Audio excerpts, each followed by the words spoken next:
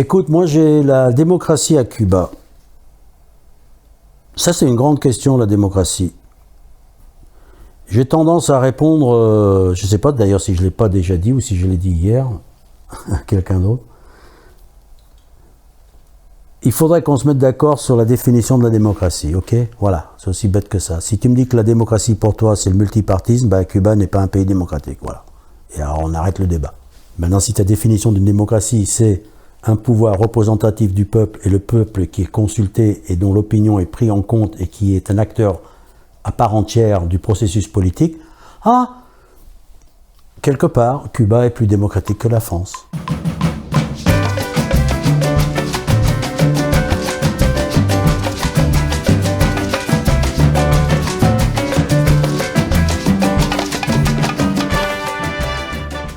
Si tu prends l'exemple du Nicaragua, révolution en juillet 1979, front sandiniste rentre dans la capitale, renversement d'une dictature Somoza terrible de père en fils de 70 ans. La dictature avait duré 70 ans. Particularité de la révolution sandiniste, alliance entre marxistes et chrétiens. Ça, c'est ce qui a mis la panique partout sur le continent. Si les marxistes et les chrétiens dans un continent hyper chrétien, catholique même, si ça devait se répandre, ça pourrait poser des problèmes. Théologie de la libération, forme de catholicisme très particulière, de lutte militante. Une fois que tu as renversé le dictateur, est-ce que tout le monde est forcément d'accord sur la suite des événements? Moi, je me souviens d'avoir discuté avec un commandant du front sandiniste. Il m'a dit littéralement la chose suivante. Je ne peux pas dire à mes hommes que je suis communiste, sinon ils retourneraient les armes contre moi. Je dis, comment ça? 70 années de propagande anticommuniste, ça affecte tout le monde, y compris les militants antifascistes qu'ils ont renversés. Je ne peux pas leur dire que je suis communiste. Ils ne comprendraient pas. Moi non plus, je ne comprenais pas, mais le fait est là. Donc c'est pas aussi simple que les gens disent ah, ils ont fait la révolution. Et à mon avis, il faut toujours décomposer, différencier les deux étapes d'un processus. Le mise à bas de l'ordre ancien, où généralement les gens arrivent à se mettre d'accord avec une assez grande facilité lorsqu'un point d'exaspération arrive. Et qu'est-ce qu'on fait ensuite? Ça, et je ne connais pas de cas, moi, il y en a peut-être des historiens me diront, mais il y a 80% de la population dit d'accord, ça. Des variations, non, ça, une petite variation, non, ça, c'est bon, ouais, allez, tous unis, boum, boum, boum. Trotsky, sociodémocrate, ça n'existe pas. Donc c'est une aventure humaine, unique au monde, dans l'histoire moderne. La révolution cubaine n'est pas juste une révolution communiste, c'est une aventure humaine, l'aboutissement de 105 ans de lutte dans des conditions de détermination et de conscience politique d'un niveau que je ne connais pas. Je ne connais pas de cas similaires. Ça n'a pas existé avant. Donc il ne faut pas essayer de faire des parallèles parce qu'il n'y a pas de parallèle à faire. Ça arrive de temps en temps que dans un coin de l'univers, il se passe des choses extraordinaires. Ouais, il s'est passé un truc extraordinaire sur cette île-là. Voilà, point. Ils auraient pu, et ça tenait parfois à pas grand-chose, si Fidel avait été fusillé, si les Américains, quelqu'un au département d'État s'était dit « vous êtes sûr que ces mecs-là sont pas un peu plus déterminés que les autres? Vous êtes sûr qu'on doit les laisser faire? Vous êtes sûr qu'on pourrait pas envoyer... on a déjà une base militaire sur place, là. C'est facile pour nous de... Non, laisse tomber. » Bah oui, ça joue forcément. Donc, je crois qu'on a raté une belle occasion. Voilà, toute la gauche française, européenne, on a raté une excellente occasion de mieux s'appuyer sur la révolution, en se laissant, comme on fait d'ailleurs régulièrement, lorsque la propagande de l'ennemi est suffisamment forte, à un moment donné, soit on y croit, soit on décide de ne plus lutter contre. Et on ne se rend pas compte à quel point ça nous coûte cher. À terme. Ah, la solution de facilité, c'est de dire, ah d'accord, ah bah Castro, est-ce que je peux parler maintenant? Est-ce que je peux... Tu vois ce que je veux dire? Mais à un moment donné, je veux dire, les principes, c'est les principes. Si tu cèdes, ça finit par Mélenchon, par exemple, qui a toujours refusé de céder. Je crois qu'il a eu raison de ne pas céder sur le Venezuela. Les mecs, ils ont voulu, il a payé le prix. Hein. Mais je crois que, éthiquement, c'est ce qui manque un peu à la gauche, c'est qu'on cède un peu trop facilement aux appels, non pas aux appels, à la classification par nos ennemis de qui est bon et qui est pas bon. Voilà, c'est nos ennemis qui nous disent qui on a le droit d'applaudir. Castro, non? Ah, bon, Castro, qui est-ce que j'ai le droit d'applaudir? Chavez? Non, pas Chavez? Ok, pas Chavez. Qui? Ah, peut-être, comment il s'appelle le petit jeune, Podemos en Espagne, si tu veux, peut-être, voilà. Sanders? Ouais, tu peux être pro-Sanders, ça va, Sanders, tu peux. Ok, Sanders, Podemos, Syriza en Grèce, ben, je regrette, oui, mais ça c'est ton problème, je n'étais pas obligé d'applaudir. Mais à un moment donné, tu pouvais. J'ai l'impression qu'il nous pousse à jouer à ce jeu-là, tu comprends ce que je veux dire? Merde, j'ai choisi qui je veux, selon les critères que je veux, quoi. D'autant plus que je me rends compte que lorsque je n'étais pas dans une position de solidarité, je croyais que c'est parce que eux, en face, n'étaient pas dans les mêmes valeurs morales et éthiques que moi. Alors qu'en fait, je me suis rendu compte que c'est tout simplement moi qui n'avais pas compris ce qui se passait là. Et qu'une fois... Ah bah oui, mais attends, mais je suis d'accord avec ça, mais vous êtes en train de faire ce que j'aurais fait à votre place. Maintenant que je comprends le contexte. Mais pourquoi est-ce que pourquoi je vous aimais pas avant?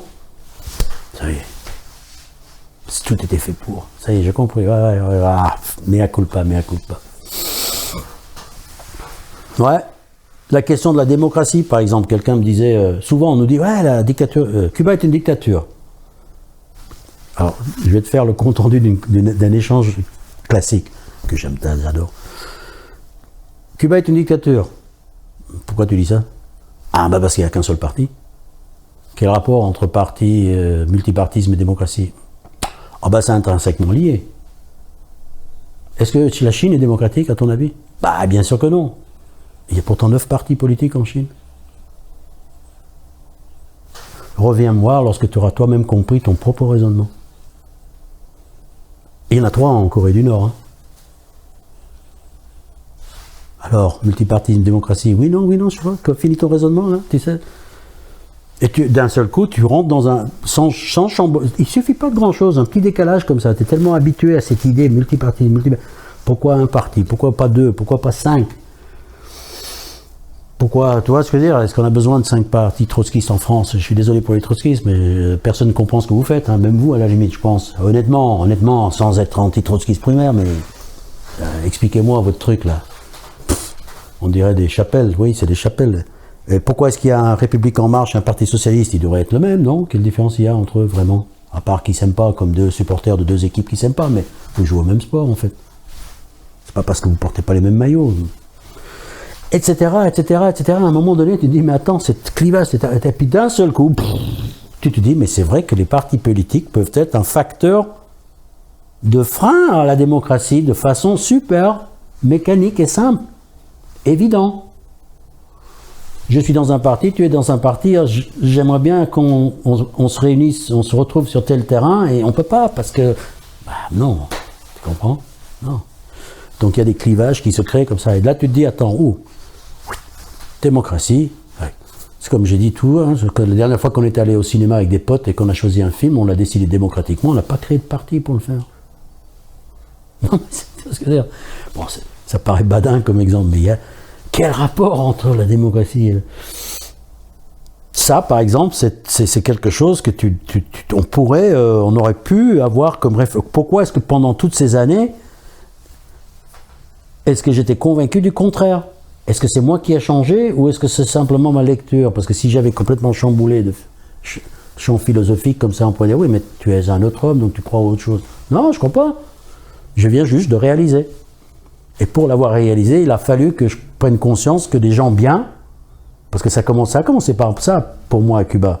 je me suis rendu compte que les gens bien étaient castristes et que les gens pas bien, selon mes critères, étaient anticastristes. Et je me suis dit, bon, puisque les gens bien, il va falloir que tu révises ta position. Tu vois ce que je veux dire? Je n'ai pas classé les gens en bien parce qu'ils étaient castristes, c'est quand les gens bien. Et j'ai commencé à me dire, mais bon, alors Fidel Castro ne doit pas être. En tout cas, puisque les gens. Et ils m'ont appris des tas de choses. Moi, mon parcours personnel, si ça intéresse quelqu'un, c'est que je suis passé par le Parti communiste français à qui je suis redevable, qui m'a appris pourquoi être en colère. J'ai vécu la révolution nicaraguayenne, et là, qui m'a appris jusqu'où il faut être en colère. Et j'ai enfin fait connaissance avec Cuba, qui m'a appris comment être en colère. Et tu te rends compte que la façon de faire d'avant, bah, c'était pas bon. Et tu te rends compte que la dangerosité de gens aussi bien posés, aussi bien réfléchis, aussi bien déterminés, aussi bien éthiques, représente effectivement un danger existentiel. Ah, c'est le terme que j'ai déjà utilisé. Pour les empires, les impérialistes. Des gens capables de dire à l'ONU, en face, au mec, au représentant des États-Unis, toi t'es un enfoiré. Comme Chavez, quand il a succédé à Bush sur le podium de l'ONU, ça sent le soufre. Tu attires la haine. Tu sais que ton arrêt de mort est là, quelque part, pas très loin. Donc où tu tiens, où tu... L'ennemi, si toi tu sais pas qui est l'ennemi, l'ennemi lui le sait très bien. Et il n'est pas là pour nous donner des cours d'instruction civique ou des cours d'instruction politique ou des cours d'éthique. Il est là pour faire en sorte que nous soyons dans le faux. Et il va essayer de nous entraîner systématiquement là-dedans. Alors que les Cubains, je me rends compte à quel point ils sont dans le vrai.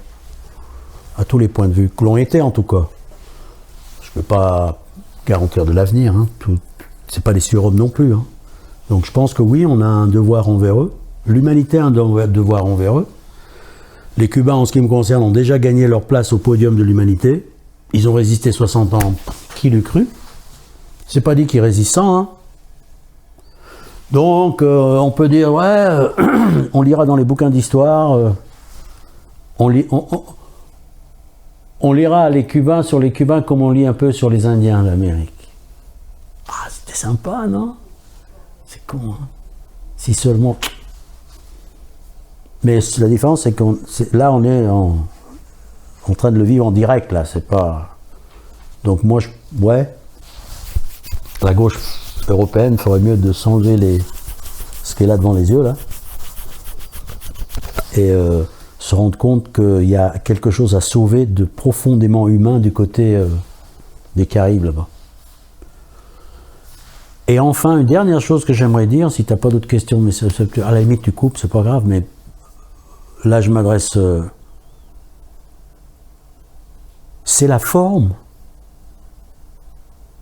que beaucoup de gens utilisent pour valoriser la révolution cubaine. Je ne sais pas comment l'expliquer, une sorte de... Oui, la santé cubaine, elle est excellente. Le niveau d'éducation cubaine, elle est excellente. Je dis, c'est pas mal de dire ça, mais est-ce que ça suffit?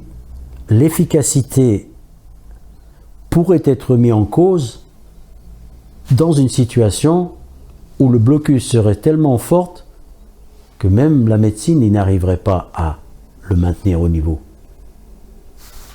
À l'impossible, nul n'est tenu. Et si demain, le blocus était suffisamment fort pour que même la santé cubaine ne puisse pas suivre, qu'est-ce que vous allez faire? Abandonner votre solidarité? Puisque vous n'aurez plus ce...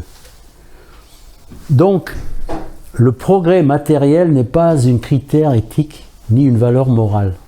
Matériel ou financier, économique. C'est pas... Si la réussite était un critère éthique ou moral, mais on serait tous solidaires de mecs comme Bill Gates qui ont réussi. Est-ce que ça vient à l'idée de quelqu'un de faire un comité de solidarité avec Bill Gates? Non. Et c'est là que je dis, mais c'est quoi les fondamentaux de ma solidarité avec les Cubains? C'est leur éthique et les choix. Je suis solidaire avec les Cubains, pas parce que tous les enfants vont à l'école, sinon je serais solidaire avec le Canada, non? Je ne suis pas solidaire avec les Cubains parce que tous les enfants sont vaccinés, sinon je serais solidaire avec la Suède, non? Je suis solidaire parce que dans un pays avec ça comme moyen, comparé à ça, ils ont décidé de le partager comme ça. C'est ça. C'est ça. C'est pas, tu comprends ce que je veux dire? C'est pas leur réussite qui m'intéresse. Parce que d'abord, les militants, on a tous le droit de se tromper, donc réussite. Est-ce que tu as voulu faire le bien ou pas? Est-ce que tu as voulu aider cette dame à traverser la rue? Vous avez trébuché, vous êtes tombé. Oui, mais tu as voulu l'aider, c'est ça? C'était ça ton objectif? Oui. C'est bien. Ça ne m'intéresse pas que tu aies réussi à la faire traverser la rue en 1 seconde. Ou en 6 secondes. Tu voulais lui faire traverser la rue. Putain, merci. Et c'est ça. J'en ai marre, en fait, que l'on dise, ouais, la médecine cubaine, comme si ça allait de soi. Est-ce qu'on se rend compte des sacrifices qu'il a fallu derrière dans les conditions de blocus pour arriver à ça? Est-ce qu'on se rend compte à quel point il faut abandonner les jeux pour les enfants, les ordinateurs, Flash, tout ce qui... pour que mamie soit bien soignée, pour que cet enfant ne meure pas en bas âge? Parce que pour un pays soumis au blocus américain, pour réussir à maintenir un des plus hauts niveaux de santé au monde, tu sais quoi? Il faut vraiment vider ses poches. Gratter les fonds de tiroir, rogner sur tout. En 2005, lorsqu'on a écrit avec Daniel Bleitrach Cuba est une île, on était tombé à Cuba à l'époque où il y avait une restructuration de l'industrie sucrière, qui est une des industries principales. Le prix du sucre s'effondrant, le sucre ne valant plus ce qu'il était, la moitié de l'industrie sucrière, c'est quelque chose qui touchait 200 000 travailleurs, pour une population de 12 millions d'habitants, imagine l'impact. C'est gigantesque quand même. Eh bien, Daniel Bleitrach notamment, qui a fait la tournée des usines sucrières, la situation était assez simple. D'abord, ils ont mis 1 an pour mettre ce plan en œuvre. Pourquoi 1 an? Parce que chaque fois, il a fallu consulter les ouvriers, discuter avec eux les termes de leur reconversion, et surtout faire attention à ce que personne ne soit abandonné au bord de la route. Et tous les témoignages spontanés nous ont dit, ah non, personne n'a été abandonné au bord de la route. Moi, je sais comment ça se passe dans une dictature, une restructuration industrielle. C'est un coup de pied au cul, merci, au revoir. Et si t'es pas content, tu risques de te retrouver dans un fossé.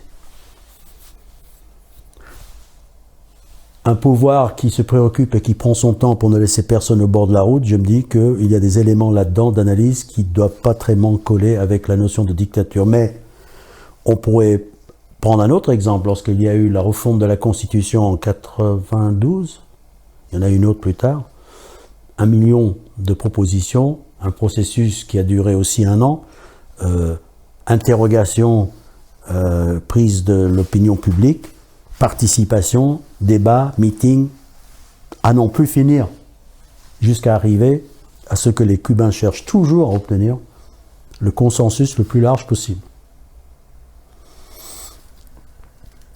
Dans un cadre d'une société qui a fait l'objet d'attaques militaires et qui est à la limite, c'est le maximum qu'ils puissent faire. Il est hors de question, d'ailleurs les Cubains le disent eux-mêmes, que nous autorisions une presse privée chez nous qui serait immédiatement inondée de dollars par les Américains et dont la seule tâche, soyons honnêtes, soyons lucides, sera de détruire notre processus. C'est non. Il est hors de question d'un multipartisme chez nous, parce que non seulement on perdrait notre démocratie, mais on perdrait la révolution avec. C'est ça les enjeux de ce qui se passe ici. C'est pas une question comme ça, sortie d'un contexte et dans une situation apaisée, où on pourrait prendre, encore une fois, Cuba et sur un fil... L'image que je prends souvent, c'est qu'on essaie de... Comment te cache la moitié de l'image? Tu comprends pas le film. On ne te parle pas du contexte, on ne te parle pas du blocus, on ne te parle pas de l'agressivité, on ne te parle pas du Cuban Adjustment Act, on ne te parle pas des mesures pour voler les médecins, les sportifs, tous les diplomates, enfin bref. Ce qui fait que Cuba est comme un gymnaste qui évoluerait sur un poutre. Tu sais, sur la poutre. Mais comme on ne te montre pas la poutre, on te dit elle est sur un tapis. C'est une gymnaste qui évolue sur une tapis. Et d'un seul coup, évidemment, s'il est sur un tapis, ben, ça te paraît un peu maladroit et limiter ce qu'elle fait. Elle fait ça, elle avance, elle recule, elle fait ça. Ouais, moi je m'attendrais à ce qu'elle fasse des galipettes, qu'elle court. Non, non. Mais maintenant tu baisses l'écran comme ça et tu... Ah! C'est parce que cette gymnaste-là est sur une poutre, pas sur le tapis. Mais on va jamais te parler du poutre. On va toujours te dire, qu'est-ce que c'est que c'est? Pourquoi ils font pas ça? Pourquoi ils font pas ci? Pourquoi? Tu comprends ce que je veux dire? Cuba Cuba est un pays qui ne peut pas se permettre la moindre erreur. Voilà. Donc il y a forcément des précautions à prendre, il y a forcément des conditions à tenir compte. Donc, eu égard à ces conditions, je trouve que Cuba est une société extrêmement décontractée, apaisée, sereine, une assurance d'avoir, sinon raison, d'avoir une légitimité forte et une approbation forte dans le processus. Comment tu peux détester des dirigeants que tu as toi-même proposé? Le processus, Fidel Castro se faisait élire à Santiago. Alors tu vas me dire, oui, à Santiago, probablement dans le quartier le plus révolutionnaire qui soit. Bah oui, mais Sarkozy, il ne se présentait pas à la Courneuve non plus, tu vois. Je veux dire, il ne faut pas non plus s'inventer des trucs d'un seul coup, des exigences aux Cubaines que nous on prend comme... mais de dire qu'il se faisait élire, oui, il y avait un candidat contre lui. Il n'avait aucune chance, le candidat contre lui. Mais oui, c'est Fidel, qu'est-ce que je te dise? Donc, c'est pas comme s'il était assis sur une chaise et qu'il y restait assis pendant 50 ans en disant « je suis là, je reste là ». Non, son légitimité était remise en jeu systématiquement à tous les dirigeants et ça n'aurait jamais pu être autrement. Seulement, comme on te dit, on te fait croire qu'il n'y a pas d'élection à Cuba, forcément. En fait, on ne te dit rien sur la réalité cubaine et c'est ça qui me tue. D'ailleurs, l'idée de cette technique cubaine de présenter des candidats qui est particulière, hein, c'est les gens sont sélectionnés, proposés par les gens du quartier. Donc, tu ne peux pas dire, tiens, je vais concourir, je vais essayer d'être candidat, donc je vais me vendre à l'occidental.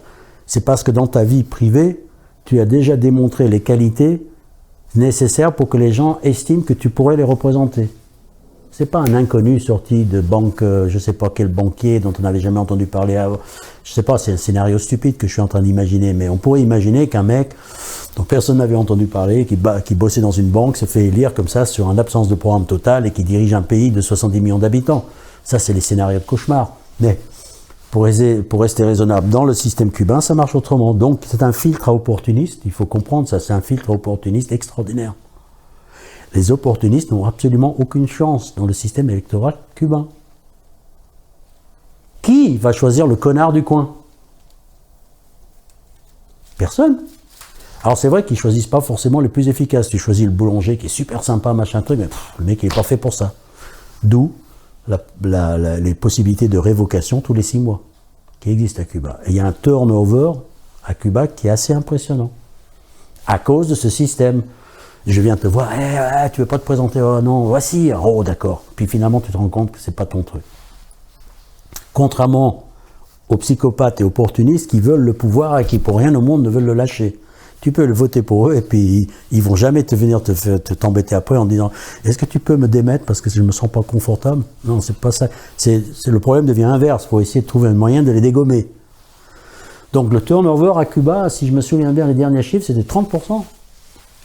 C'est beaucoup. Mais il faut choisir. Soit tu as des technocrates au cœur de pierre, des psychopathes et des opportunistes qui gouvernent, excellemment efficaces, soit tu as des gens bien qui font ce qu'ils peuvent. Ça me rappelle vaguement une discussion avec un pêcheur, un jour rencontré à Varadero, avant que Varadero devienne le centre de vacances comme ça, qui nous entendons parler français, est venu s'approcher de nous et qui parlait un peu français et qui voulait engager la conversation. Et on commence à discuter. Alors c'est un pêcheur de haute mer. Il y a une petite flottille de pêche à Cuba qui vont pêcher du thon quelque part dans l'Atlantique, là-bas, je sais pas où. Et je ne sais pas comment il est arrivé. Le communisme, c'est pas bien, machin truc, et ça. mais qu'est-ce qui va pas? Ah ouais, les conditions de travail sur le bateau, machin, les salaires. Je dis, bah alors, et moi j'ai dit, mais pourquoi tu fais pas grève? Il me dit, grève? Contre qui? Et, je sais pas, contre le capitaine. Et, qu'est-ce que le capitaine a à voir là-dedans? Et ben, c'est lui le responsable. Il est responsable rien, c'est nous qui l'avons élu, c'est le capitaine, quoi. Je dis, mais c'est qui le responsable de tes problèmes dont tu viens? Ah, mais c'est nous tous, hein? Je dis, mais. Alors je dis, bah, qu'est-ce que tu préfères? Je sais pas, un truc à l'américaine, démocratie? Et là, il se lève, il trace un trait de sable. Littéralement, il dit, pour que les Américains traversent ce trait, il faudrait qu'ils passent sur mon cadavre. Il y a toujours une distinction à faire entre la politique intérieure et ce fameux nationalisme, l'indépendance. C'est pas la peine de discuter d'options intérieures si demain l'indépendance du pays disparaît. Parce qu'il n'y aura plus aucune option. Les différents secteurs qui discutent, chacun sait qu'en perdant leur indépendance, ils perdront toutes les options dont ils discutent.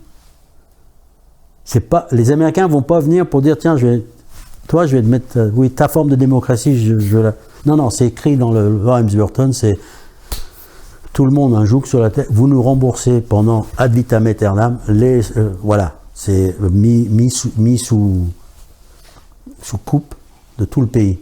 C'est déclaré, donc c'est même pas la peine d'en discuter, je comprends même pas que... C'est ça qui me dégoûte chez les opposants, les anticastristes. Ce qui me dégoûte sur le plan humain, pas politique, parce qu'ils ont le droit d'être, mais humain, c'est qu'ils font tout pour évacuer les questions de fond. Comme si c'était une problématique entre eux, moi, représentant de la liberté, et ces salauds qui sont au pouvoir, et que plus rien ne... Ils le savent que c'est faux, ils le savent que ce qu'ils sont en train de raconter est une version édulcorée de la réalité, qui convient aux médias et qui leur convient à eux, parce que ce sont des opportunistes, forcément. Je ne conçois pas quelqu'un puisse lutter pour la suppression et la mise sous coupe de son pays et se déclarer patriote, je ne sais pas quoi, etc. Il y a autre chose qui tournoie dans sa tête.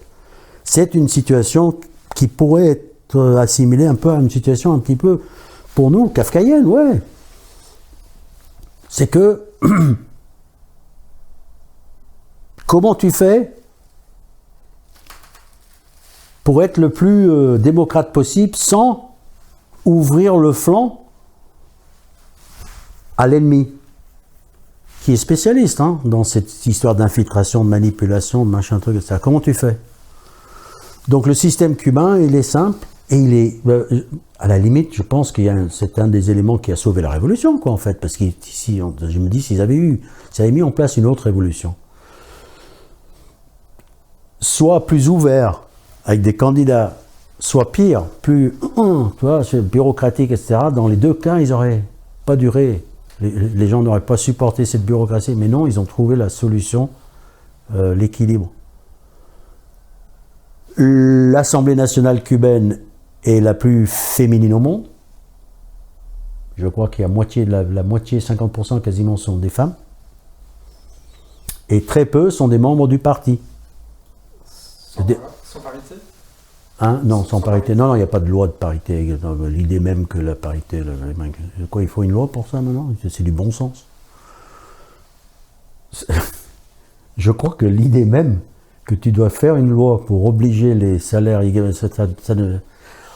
En fait, il y a un truc avec les Cubains, quand je discute avec eux, c'est que la puissance de la propagande occidentale est parfois tellement forte qu'ils arrivent eux-mêmes à être complexés. C'est incroyable. Quand je leur dis, en France, quand est-ce qu'une femme a eu le droit d'ouvrir un compte en banque sans l'autorisation de son mari, ils ne te croient pas. Ils ne te croient pas. Parce qu'ils pensent, ouais, en France. Je dis, ben non. Quoi? 10 ans après nous? 20 ans après nous? 15 ans. Je dis, ouais. Qu'est-ce que tu veux que je te dise? Mais je me souviens de cette soirée comme ça. Il y avait des mecs, des responsables du parti de La Havane, Il disait non, en France. Donc sans parité, ouais, pas besoin de parité. Une autre injustice typique, par exemple, qu'on fait à Cuba et qu'on fait régulièrement, on revient sur les homosexuels là, parce que c'est un des angles fétiches d'attaque. Que Cuba était une société très machiste, y compris contre les femmes, oui, c'était la société cubaine, comme les sociétés latino-américaines en général. Il y a beaucoup de pays en Amérique latine où l'avortement est encore interdit. Hein. Cuba, c'était tout de suite. La lutte contre l'homophobie, elle est venue de la direction. Reprocher au régime, entre guillemets, cubain, parce qu'on utilise le terme régime que quand on veut parler de Cuba, c'est le régime qui a lutté contre. C'est la fille de Raoul qui est responsable de Sénésex, qui est chargée de l'éducation dans les écoles et qui organise le Gay Pride et qui a fait toute la politique nécessaire pour décriminaliser et faire accepter auprès d'une population qui n'était pas préparée particulièrement du tout, parce qu'on peut être révolutionnaire sur le plan politique et très conservateur sur les questions sociétales. Hein. Ça, c'était un schéma assez classique en Amérique latine. Correa, il y a des questions, lui, l'avortement, non. Bon, c'est comme ça. Il est croyant. Tu peux pas... Donc tu as des idées comme ça qui circulent avec l'image que quoi, tu as un Gérard Miller qui fait une réflexion à la télé, oui, il faut critiquer Cuba lorsqu'il réprime les homosexuels, alors qu'en même temps, à La Havane, il y a un Gay Pride qui est en train de défiler, quoi. Avec à la tête du cortège la fille de Raoul, qui n'est pas une dissidente, qui s'entend très bien avec son père, qui se considère comme une révolutionnaire. Tu aurais pu avoir le cas de figure de la fille qui est... Non. En toute intégrée dans le... Tu es obligé de lui répondre, tu es obligé de lui dire... Et ça crée un tumulte sur Internet, parce que monsieur n'aime pas qu'on le remette en cause, et parce qu'il trouve que, etc. J'essaye simplement de lui expliquer pourquoi il a dit ça, alors que personne ne lui demandait rien, et pourquoi il peut se tromper à ce point-là, et puis monsieur se fâche. Bref. Tout est comme ça. Tout est comme ça. Les prisons pour sidéens, machin truc, les homosexuels, machin. Ah, c'est épuisant à la fin. Tout est épuisant. Moi, par exemple, comment les Cubains s'adressent aux policiers? Si ça, c'est pas un facteur déterminant, ou révélateur en tout cas, comment est-ce qu'un Cubain s'adresse à un policier? Tu peux pas t'adresser à un policier en France comme eux, ils s'adressent à un flic. Tu te prends un coup de matraque ici en France. Non? Moi j'ai vu des gens littéralement provoquer les flics. Viens, je vais te mettre une amende. Non, il y a trop de soleil ici, je vais traverser l'avenue. Non, tu restes là. Non, je vais prendre un coup de soleil, je traverse. Et tout le monde s'arrête pour regarder la scène. Et le mec il traverse. Et le flic il est là tout seul avec son carnet. Mais l'amende. L'autre revient tout doucement, nonchalamment, prend son amende. Tu vas faire ça avec un truc. Le mec, je vais mettre une amende. Je reviens tout à l'heure. Ça ne marcherait pas comme ça. À une époque, par exemple, quand on te disait tu n'as pas le droit de parler, les Cubains n'avaient pas le droit de parler aux touristes. Ça, c'est un truc.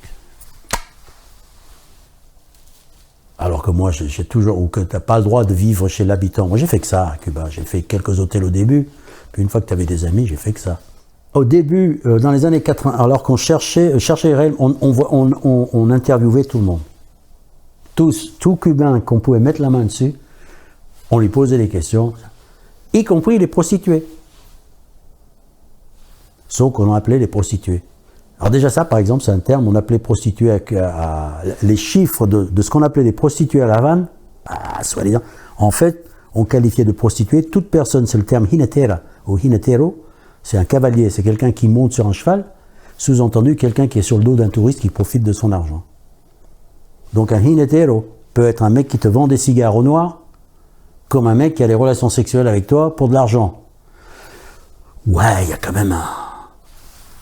Tu vois ce que je veux dire?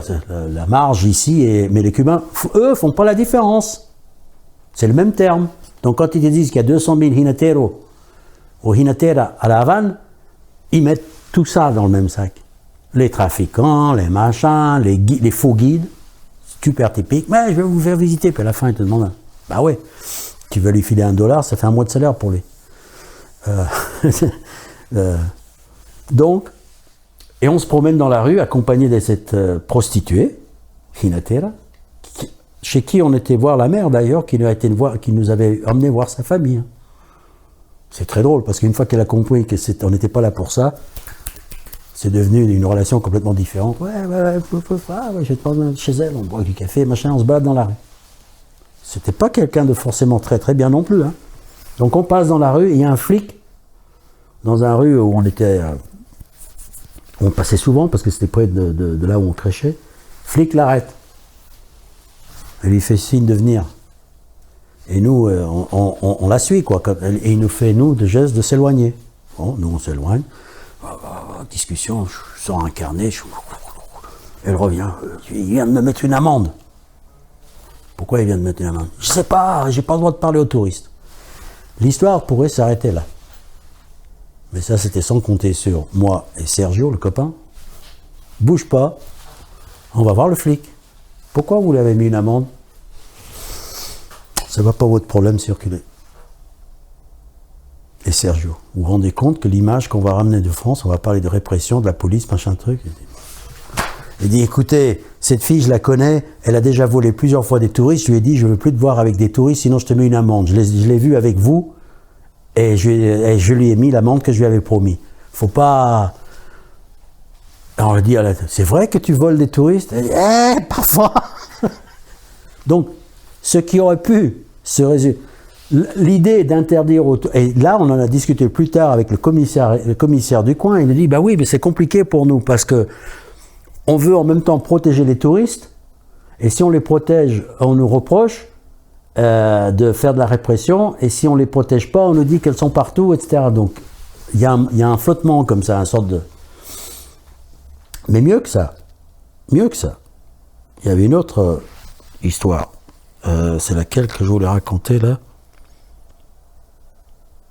celle du trafic de drogue. Ça a été, ouais, bon, il y en a tellement, le jour où on a dit qu'il y avait un trafic de... Putain, les mecs, on les a plus vus le lendemain.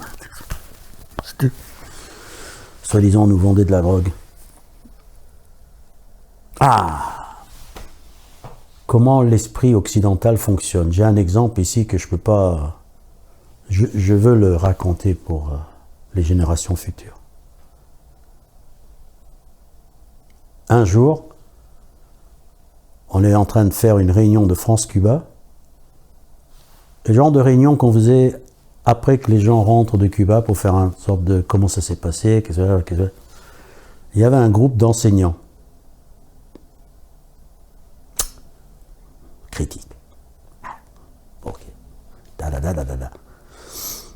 Il y en a une qui me dit, mais Victor, quand même, tu dis que, mais Cuba, on a vu les militaires faire du porte-à-porte pour obliger la population à signer une pétition contre l'Égypte, quoi.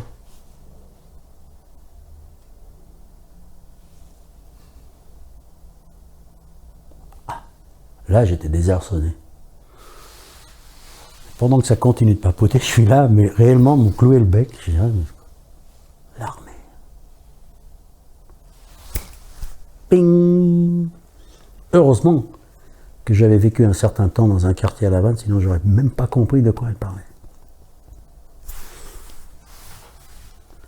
À La Havane, tous les étés, il y a une moustique, enfin dans tout Cuba, mais La Havane comme partout, une moustique qui fait des ravages, qui pique tout le monde et qui peut leur transmettre le dengue. Maladie qui peut être fatale. La guerre contre le dengue, la moustique, est livrée chaque été avec virulence à Cuba. Parmi les armes utilisées, il y a le quadrillage de la population et des employés attitrés qui font le porte-à-porte pour vérifier que tu as bien posé les pièges à moustiques et que tu n'as pas laissé traîner des foyers de moustiques comme un pneu avec de l'eau saignante, etc., etc. Donc ils font c'est super quadrillé, super précis, parce que ça peut faire des ravages. Et ces employés portent un treillis qui peut ressembler à un treillis militaire. Et ils vont de maison en maison avec un carton, ils font signer les gens lorsqu'ils passent.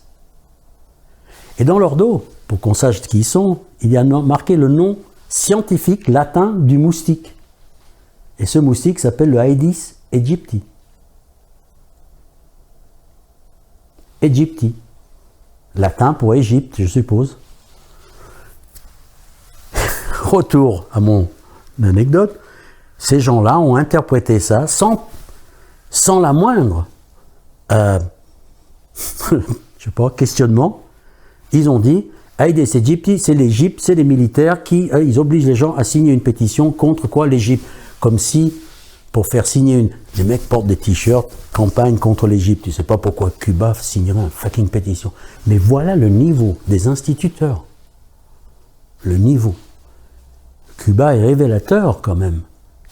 De quel autre pays pourrait-on revenir pour dire des âneries pareilles? Sinon, c'est un préconditionnement tellement fort pour qu'on revienne à dire des conneries pareilles de Cuba. Je suis persuadé qu'elles n'auraient pas ramené de telles conneries revenant de Tunisie, du Maroc, du Kenya, tout ce que d'ailleurs, elles auraient peut-être dit des bêtises. Mais pas à ce niveau-là, quoi. Cuba, bah, ça rate pas. Et je te fais grâce du trotskiste qui revient. Ouais, tu dis qu'il n'y a pas de culte de personnalité à Cuba, que c'est interdit, mais il y a des statues de Lénine devant toutes les écoles. Parce que tu vois un mec chauve avec une petite barbichette, tu dis que c'est Lénine. Tu connais José Marti? Le verrou de l'indépendance?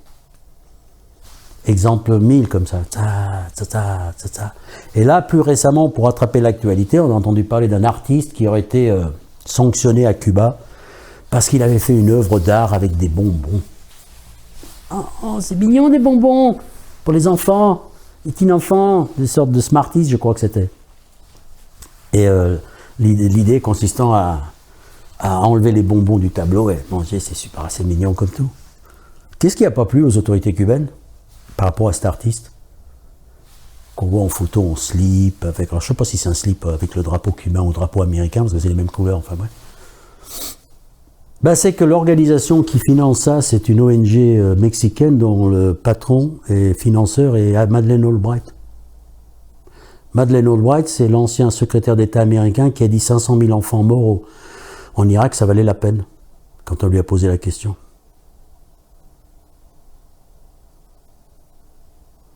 Et elle finance un truc pour les enfants à Cuba, je vais te dire, le sang n'a fait qu'un tour.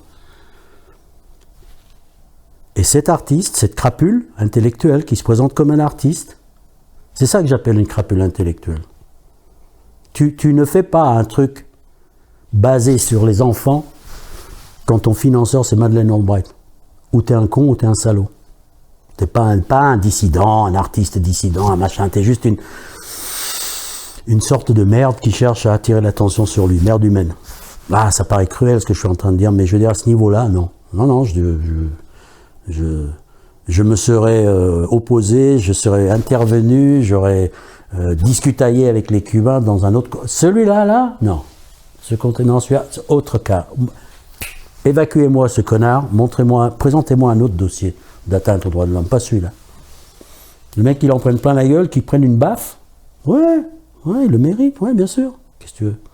Ou alors, on parle pas des mêmes choses et on n'a pas les mêmes valeurs. Après tout, on vit dans une société où un criminel de guerre peut aller dans une librairie comme Tony Blair et se faire signer son livre et à la queue devant quand il est venu à Paris pour signer son chef-d'œuvre.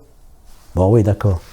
Devenant de cette société-là, on peut s'attendre à tout, qu'il n'y ait pas de principe, qu'on s'offusque de rien. Qu'à Cuba, il s'offusque qu'un artiste fasse un truc sur les enfants sous l'égide de Madeleine Albright, ouais, ça c'est... Non. Ce qui me fait dire que Cuba, les Cubains, je les admire, ouais, parce qu'on dit la phrase classique consiste à dire, ouais, ils ont résisté aux Américains, mais comme je dis toujours, ils ont résisté à quelque chose d'encore plus fort que les Américains, et c'est pour ça que je les admire. Ils ont résisté à la résignation. Ça, c'est quelque chose de difficile. C'est dur de rester 60 ans quand tu sais qu'il suffit que tu... Et les choses pourraient, pour toi, s'améliorer, d'une certaine façon. rester un homme de principe et une femme de principe et savoir que ça te coûte, même si lucidement et intellectuellement tu sais qu'en fait ça risque d'être pire, mais je veux dire à un moment donné, quoi, tu vas aller au boulot avec juste un verre d'eau sucrée dans le ventre, faire des études de médecine et faire le chauffeur de touristes à la con, qui arrivent comme ça, qui se plaignent qu'il n'y a pas de Coca-Cola et que les transports c'est pas bon et que l'eau de la douche n'est pas assez forte. Et... c'est dur, hein. C'est dur. Pour moi, j'ai parfois du mal pour eux. Je dis, c'est pas eux qui devraient être là. Je me souviens d'un tableau que j'avais vu d'un artiste qui disait parfois je fais un rêve. Et dans ce rêve, il y avait une carte du monde, et dans cette carte du monde, il y avait les États-Unis qui étaient une toute petite île au large d'une énorme Cuba. T'imagines si l'humanisme cubain, l'internationalisme cubain avait pu s'exprimer avec d'autres moyens que cette île de 12 millions d'habitants. Le monde aurait changé de gueule, hein. Je pense sincèrement que le monde aurait changé de gueule. Il n'y a pas beaucoup de gens qui les ont aidés, hein. Je ne crois pas qu'il y en ait beaucoup. Depuis la chute de l'Union soviétique, il y a quelques opérations par-ci, par-là. Mais... voilà. D'autres questions? Et Assange, comment tu fais le lien avec ça, pour conclure? Il y a un lien organique avec Assange. Je ne l'avais pas vu comme ça dans la... D'abord parce que la loi Helms-Burton, qui avait institutionnalisé l'extraterritorialité de 1996, s'était fait un petit peu dans le silence absolu des médias. Comme d'habitude, les médias, en fait, les grandes questions, ils ne les voient jamais. Ça, on l'a compris depuis longtemps. Et donc, ils décident que leur loi s'applique à l'étranger. Et ainsi de suite, ils avancent les pions comme ça régulièrement, le coup de la grenouille dans la marmite. À un moment donné, on en arrive à rencontrer des gens qui sont absolument persuadés qu'ils sont dans leurs droits. Les États-Unis sont dans leurs droits. Et il faut faire un travail sur eux pour leur expliquer que l'extraterritorialité sur le plan légal n'existe pas, que c'est simplement une mesure politique. Et comme toute mesure politique, tu es en droit de l'envoyer balader. Personne ne m'oblige, moi, Français, à appliquer une loi américaine. Non seulement personne ne m'oblige, mais à la limite, elle n'est pas applicable. Si je décide de l'appliquer, c'est vraiment une décision politique, même pas juridique. À moins que je fasse une loi qui dise « je reconnais cette loi ». Tu vois ce que je veux dire? Mais c'est pas « ah oui, c'est vrai ». Quand je ne suis pas sous la juridiction de quelqu'un, je ne dépends pas de ses lois. Et surtout pas avec une rétroactivité. 96 aujourd'hui, je ne sais plus combien d'années ça fait. 2006, ça fait... ouais, bref, j'arrive pas à compter. Ouais.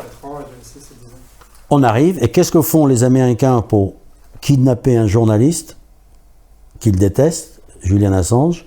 Ils décident de façon rétroactive d'appliquer de façon extraterritoriale, les deux mots magiques, leur loi d'espionnage acte sur un journaliste à l'étranger qui n'a jamais été sous une juridiction américaine. Comment est-ce qu'ils s'en sortent?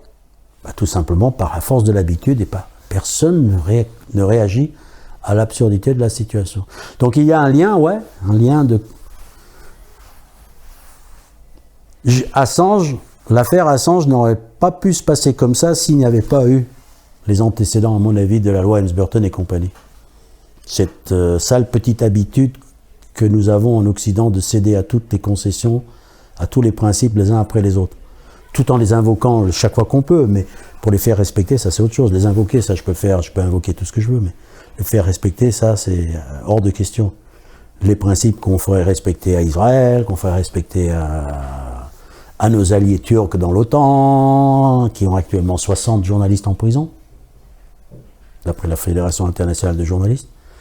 Un de nos alliés, dans la même alliance pour la liberté et la démocratie, il y a un là qui a mis 60 journalistes en prison et ça a l'air de gêner absolument personne. Il y a un autre de nos grands amis qui a fait découper en morceaux un journaliste en prison et pour lequel il n'y a absolument aucun embargo, absolument aucune mesure de rétorsion. Rien.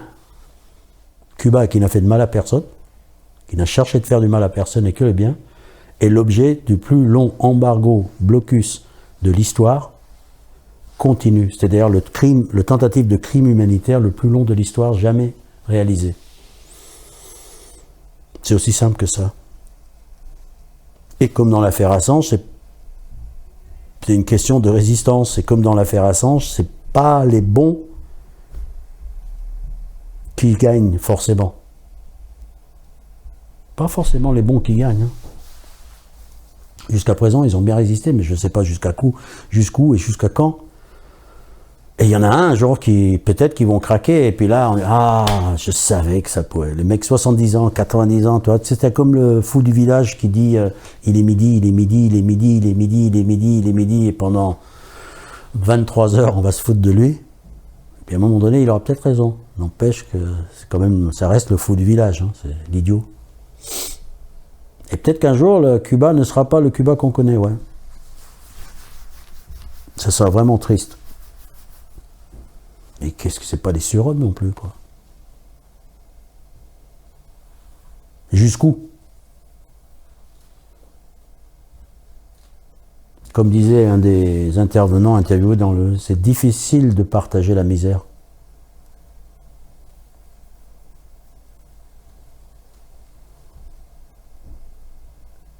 Et ils partagent tout ce qu'ils ont.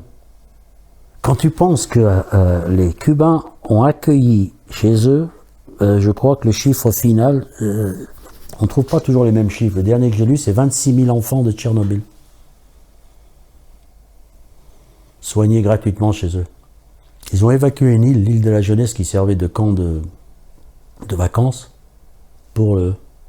avec toutes les implications et les complications, parce qu'un enfant accueilli à 10 ans, qui reste pendant 10 ans, il en a 20, il est ukrainien, il est cubain, il est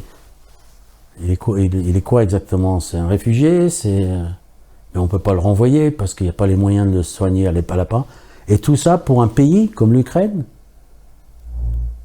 qui aux Nations Unies vote les résolutions des États-Unis pour condamner Cuba pour atteinte aux droits de l'homme. Mais qui ferait un truc pareil? Qui ferait ça? Qui continuerait de faire ça, comme si rien n'était?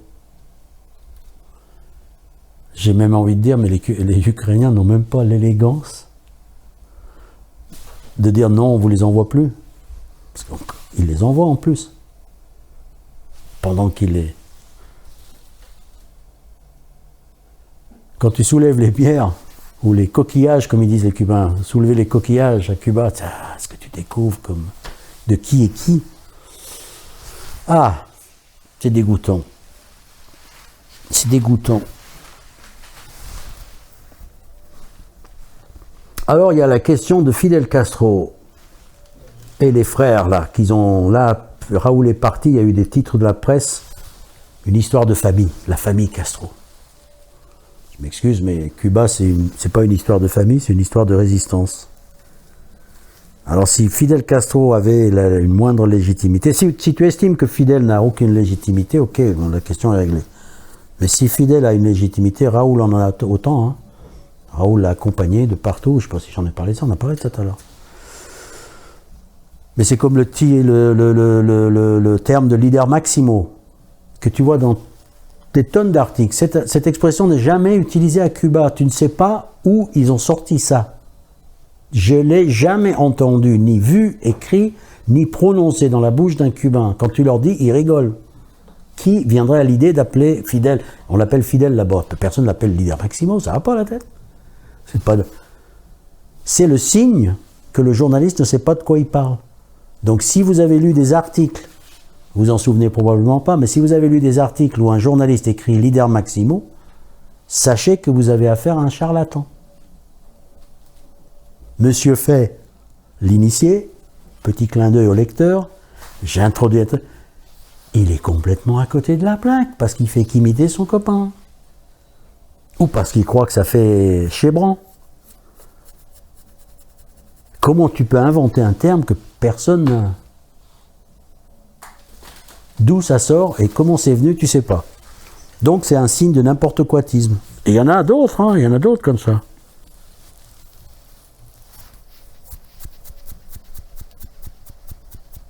Il y a eu l'article dans la presse de Miami. Fidel Castro, les Cubains, ils entraînaient des requins pour attaquer les nageurs sur les plages. Quel homme ce Fidel, hein. Quel homme, hein. Que son plat préféré, c'est un porcelet vivant plongé dans de l'huile bouillante. Si tu vois où je vais en venir. Ah, ils ont pas osé mettre bébé. Mais un porcelet vivant plongé dans l'huile bouillante. Je sais pas qui c'est qui peut aimer un porcelet non évidé et plongé dans l'huile bouillante, mais je veux dire, tu vois ce que je veux dire, ça en devient presque rigolo tellement la mesquinerie est de rigueur. Qu'est-ce qu'il y a d'autre? La presse cubaine, c'est compliqué. La plus grande foire du livre du continent latino-américain, c'est à La Havane, hein, qui attire des millions de visiteurs et des millions de bouquins, des dizaines d'éditeurs, et dans un esprit éminemment démocratique et populaire, quand le festival est terminé à La Havane, elle se déplace à travers toute l'île pour que tout le monde puisse en bénéficier. T'imagines le plus grand festival de livres de Paris qui viendrait dans ton village avec des livres vendus spécialement à des tarifs, pas du tout occidentaux, hein, mais des tarifs qui correspondent à peu près au niveau de vie des Cubains. La vie à Cuba, dans la période spéciale, et on est en train de revivre une nouvelle période spéciale au moment où je te parle, 2021, avril. C'est une vie qui est compliquée. La misère à Cuba, elle est partagée. C'est simple, c'est si simple d'arriver dans un pays du tiers-monde, d'aller dans un hôtel 4 étoiles, d'aller dans un centre commercial bourré jusqu'à la gueule, et de considérer que finalement le pays ne se porte pas plus mal alors que tout le reste du pays est dans un désert total. Et finalement, l'esprit occidental ne va même pas réagir à ça. Il va voir le centre commercial bourré, l'hôtel dans lequel il est, il va dire c'est bien, ça c'est le capitalisme, et évidemment il y a les poches de misère autour. Maintenant tu fais la chose suivante, tu dis attendez, je ne vois pas pourquoi il y aurait une concentration ici dans un centre commercial, alors qu'il y a pénurie. Je vais prendre tout ça et je vais le distribuer équitablement dans toutes les petites boutiques du pays. Au lieu d'avoir 500 paquets de biscuits ici, j'en aurai 5 et un rayon vide. Mais j'en aurai 5 là, 5 là, 5 là, 5 là, 5 là. L'occidental, qu'est-ce qu'il voit? Il voit la misère partout, y compris devant chez lui. Il ne voit pas le centre commercial bourré jusqu'à la gueule. Et il en déduit que le pays va mal. Alors que ce pays en fait va mieux, mais que c'est simplement réparti que l'autre pays qu'il aurait visité. C'est incroyable comment l'esprit occidental notamment peut être hermétique à la lecture des réalités. Absence de curiosité généralement aussi. Ce qui fait que le mode d'organisation et de répartition, cette volonté du pouvoir cubain à essayer de faire en sorte que personne ne s'ouvre, y compris dans les coins les plus reculés, qu'on essaie de partager au mieux les choses, chez nous, ça se traduit par « oh là là, qu'est-ce qu'ils vivent dans la misère, etc. etc. » Alors qu'il y en a qui s'ouvraient les veines hein, pour aller à Cuba s'ils pouvaient. C'est un intéressant laboratoire cubain. Les occidentaux vont là-bas en croyant regarder un zoo, alors qu'en fait c'est le zoo qui vient à Cuba. C'est eux pour moi la bizarrerie. C'est-à-dire que d'un seul coup tu réalises que quand tu es entouré de gens normaux, tu te rends compte à quel point l'occidental est malade. D'ailleurs, Ça aussi, c'est un point d'achoppement, parfois, avec les camarades de la solidarité, des points d'achoppement gentils. Hein. Ouais, les Cubains sont extraordinaires. Je dis non, non, non, ils ne sont pas extraordinaires. Eux, c'est des gens normaux. Ils ne sont pas sur un piédestal. Ils sont là, au sol. C'est nous qui sommes au fond du trou. Et donc, ils nous regardent vers le bas, on regarde vers le haut. Ah, ça paraît être du sophisme, mais non. Parce que si tu parles d'un champion qui court le 100 mètres en moins de 10 secondes, bah, c'est bien, tu l'applaudis, mais tu ne te sens pas concerné. Tu comprends ce que je veux dire? Mais si tu dis, mais il a couru en 30 secondes et toi, tu pourrais le faire aussi. C'est ce qu'il a fait là, c'est exceptionnel dans la chaîne d'événements sur le monde, mais c'est pas exceptionnel, c'est pas des surhommes.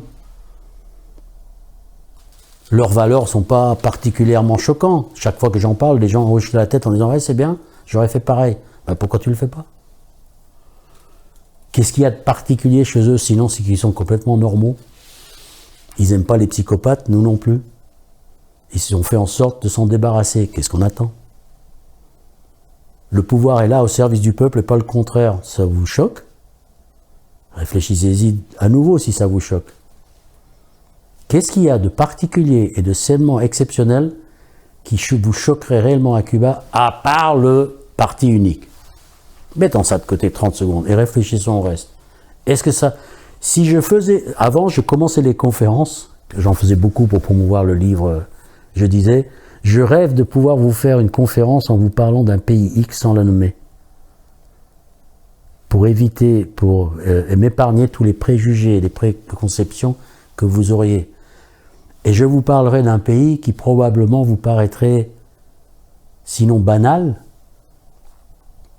en tout cas, qui ne vous choquerait pas plus que ça. Et à la fin, je vous révélerai son nom. Mais comme la conférence est annoncée sur Cuba, je suis obligé de faire avec, vous êtes déjà là avec le... Tu vois ce que je veux dire? Qu'est-ce qui mériterait que Cuba fasse l'objet d'une punition exceptionnelle, unique dans l'histoire, dans l'échelle des 200 pays qui composent l'ONU?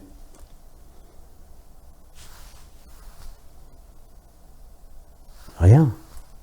Absolument rien, au contraire. Ce qui est extrêmement révélateur sur qui détient le vrai pouvoir et comment les médias perçoivent. Je rêve, moi, d'un jour, d'un journaliste de Libération qui aille faire un tour à l'Arabie Saoudite ou en Colombie et qui revienne avec le même œil aussi critique.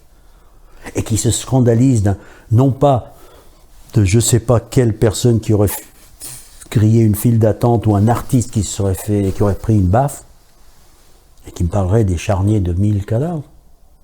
2000. Qu'est-ce que t'attends, mon pote, puisque t'as des... Tu vois, tu te mets en colère facilement, apparemment.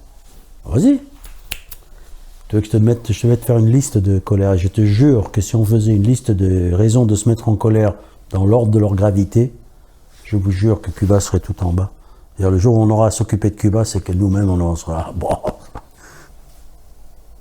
À une époque, lorsque je faisais des conférences assez régulièrement sur Cuba, une des phrases que je répétais souvent était celle-ci: il me coûte de parler au nom du peuple cubain, c'est eux qui devraient être là, en train de vous parler, pas moi. Pour des raisons techniques, il se trouve que je suis là en essayant d'être leur porte-parole au mieux que je peux, avec le risque que vous n'aimiez pas ma façon de parler, mes arguments. Mais la grande question, c'est pourquoi est-ce qu'on ne les entend jamais, eux? Après tout, c'est eux qui ont fait une révolution, pas moi. Mais donc, je ne me sens pas franchement en position de défendre des gens que je considère comme étant des géants par rapport à moi. C'est d'habitude le grand qui défend le petit. Ah, c'est le petit qui essaie de défendre le grand. Alors, je vais donner la parole de conclusion à Ibrahim, mon ami, à La Havane, à qui j'avais posé cette question. Qu'est-ce que tu aurais à répondre aux critiques de gauche? Je dis de gauche parce que c'est celles qui me paraissent évidemment les plus perplexes, interloquantes. Tout en sachant qu'il y a beaucoup de gens de droite qui sont solidaires avec Cuba, hein, peut-être autant que de gauche d'ailleurs. Je sais pas, j'ai pas compté, mais il y en a un paquet quand même. Il y a beaucoup de gens à gauche qui sont anti-cubains, malheureusement. Et voilà la réponse que Ibrahim m'a fait. Et dans la catégorie je cède la parole, je vais simplement lire cette réponse à laquelle je n'ai trouvé rien de particulier à rajouter. Que ce soit bien clair, nous avons commis des erreurs, évidemment, et nous en commettrons d'autres. Mais je peux te dire une chose, jamais nous n'abandonnerons le combat pour le monde meilleur, jamais nous ne baisserons la garde devant l'Empire, jamais nous ne sacrifierons le peuple au profit d'une minorité. Tout ce que nous l'avons fait non seulement pour nous, mais aussi pour l'Amérique latine, l'Afrique, l'Asie, les générations futures. Nous avons fait tout ce que nous avons pu, et parfois plus, sans rien demander en échange. Rien, jamais. Alors tu peux dire à tes amis de gauche en Europe que leurs critiques ne nous concernent pas, ne nous touchent pas, ne nous impressionnent pas. Nous avons fait une révolution. C'est quoi leur légitimité à ces gens-là? Tu peux me le dire? Qu'ils fassent une révolution chez eux pour commencer. Oh, pas forcément une grande. Tout le monde n'a pas les mêmes capacités.